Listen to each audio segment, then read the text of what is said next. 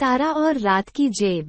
एक छोटे से शहर में, जहां रात बहुत जल्दी चुप हो जाती थी, एक बच्चा रहता था जिसका नाम था तारा।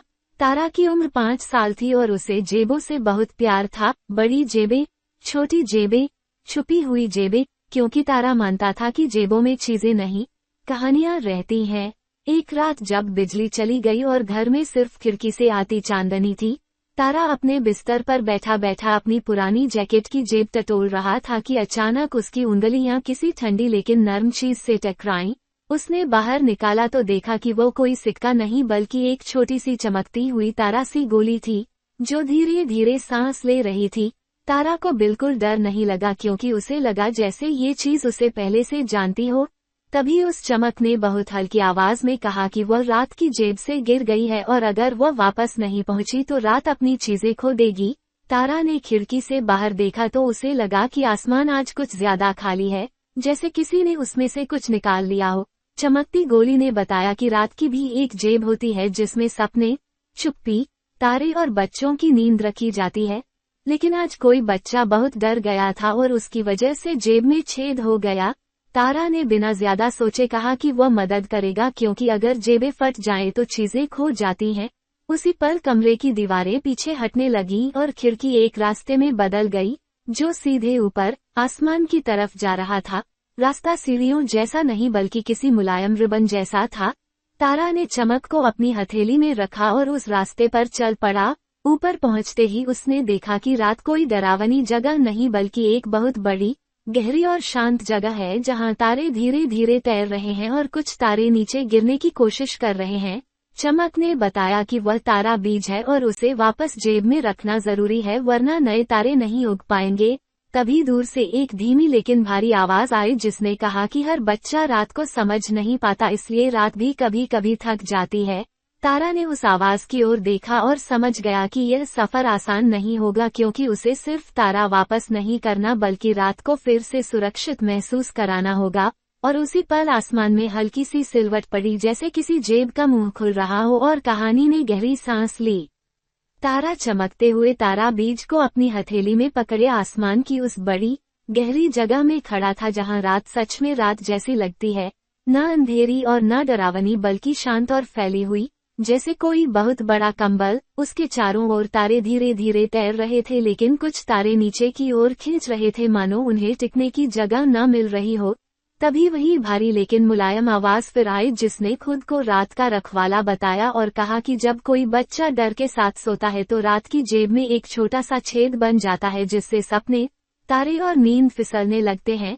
तारा ने ध्यान से देखा तो सच में आसमान के एक कोने में उसे हल्की सी सिलाई उधड़ी हुई दिखाई दी जैसे कपड़े की जेब फट जाती है। रखवाले ने बताया कि रात की जेब को जोर से नहीं सिया जा सकता क्योंकि वह आवाज से डर जाती है बल्कि उसे धागे की जरूरत होती है जो भरोसे से बना हो। तारा ने पूछा कि वह धागा कहाँ मिलेगा तो रखवाले ने चारों ओर इशारा किया और कहा कि यह धागा बच्चों की छोटी छोटी हिम्मत से बनता है, जब वे अंधेरे में भी आंखें बंद कर लेते हैं, जब वे अकेले में भी किसी कहानी को याद रखते हैं, जब वे डर को नाम देकर उससे भागते नहीं। ये सुनकर तारा को याद आया कि वह भी कभी अंधेरे से डरता था लेकिन अपनी जैकेट की जेब में हाथ डालकर खुद को सुरक्षित महसूस करता था। उसने अपनी जैकेट को छुआ और उसी पल उसकी जेब से एक हल्की सी गर्म रेखा निकली जो हवा में तैरने लगी। रखवाले ने बताया कि यही भरोसे का धागा है और अब तारे बीज को वापस उसकी जगह पर रखते हुए इस धागे से रात की जेब को धीरे धीरे सिलना होगा। तारा आगे बढ़ा और जैसे जैसे वह आसमान के उस उधरे हिस्से के पास पहुंचा वैसे वैसे गिरते तारे रुकने लगे।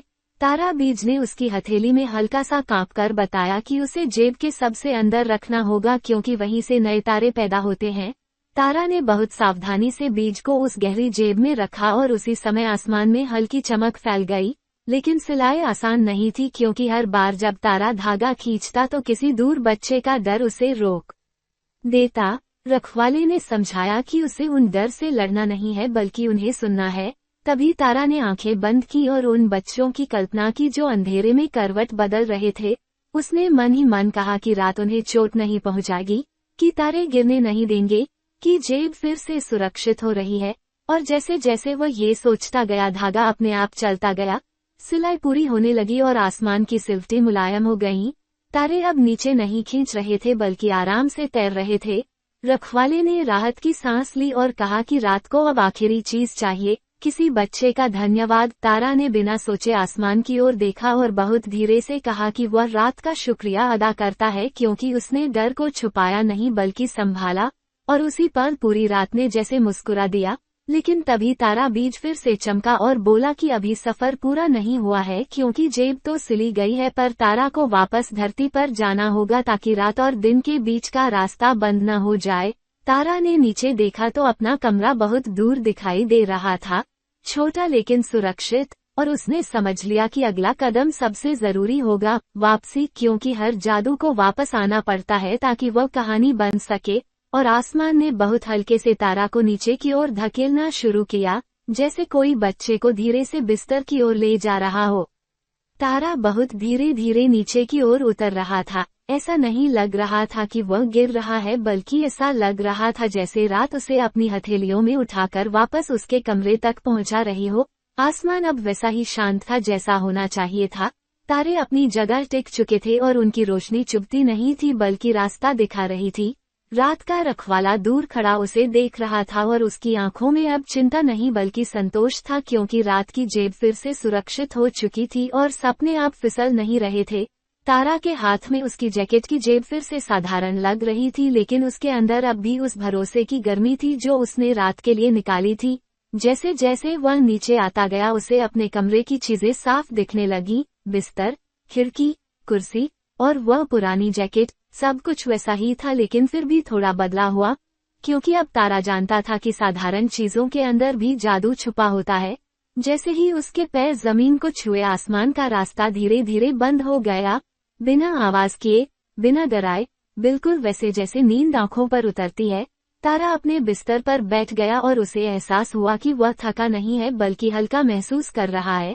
उसने खिड़की से बाहर देखा तो रात वहीं थी, फैली हुई, सुरक्षित और दोस्त जैसी। तारे अब गिर नहीं रहे थे बल्कि झपकी लेते हुए चमक रहे थे। उसी पर दूर कहीं एक बच्चा चैन की नींद सो गया, फिर दूसरा, फिर तीसरा, और रात ने ये सब महसूस किया। तारा ने अपनी जैकेट को मोड़ा और तकिए के पास रखा और बहुत धीरे से कहा कि वह रात का धन्यवाद करता है क्योंकि उसने डर को छुपाया नहीं बल्कि संभाल कर रखा। हवा ने हल्का सा जवाब दिया जैसे कोई सिर हिला रहा हो। तारा लेट गया और आंखें बंद कर ली, लेकिन सोने से पहले उसने एक बात और महसूस की कि अब उसे अंधेरे से डर नहीं लग रहा था, क्योंकि उसे पता था कि अंधेरा खाली नहीं होता, उसमें जेबें होती हैं, तारे होते हैं और किसी न किसी बच्चे का भरोसा होता है। अगली सुबह जब तारा उठा तो सब कुछ सामान्य था। धूप आई, आवाजें आई, दिन शुरू हुआ, लेकिन रात की कहानी खत्म नहीं हुई थी, क्योंकि जब भी शाम आती और आसमान गहरा होता, तारा अनजाने में अपनी जेब पर हाथ रख लेता और मुस्कुरा देता, और कहीं बहुत ऊपर रात भी ये देखकर शांत हो जाती, क्योंकि उसे पता था कि अब उसकी जेब अकेली नहीं है। एक बच्चा है जो जानता है कि जादू हमेशा उड़ने में नहीं होता, कभी कभी वह बस सुरक्षित महसूस करने में होता है। और इसी भरोसे के साथ रात और दिन फिर से एक दूसरे को जगह देने लगे, बिना डर के, बिना जल्दबाजी के, ठीक वैसे जैसे कहानियां खत्म होकर भी हमारे अंदर चलती रहती हैं।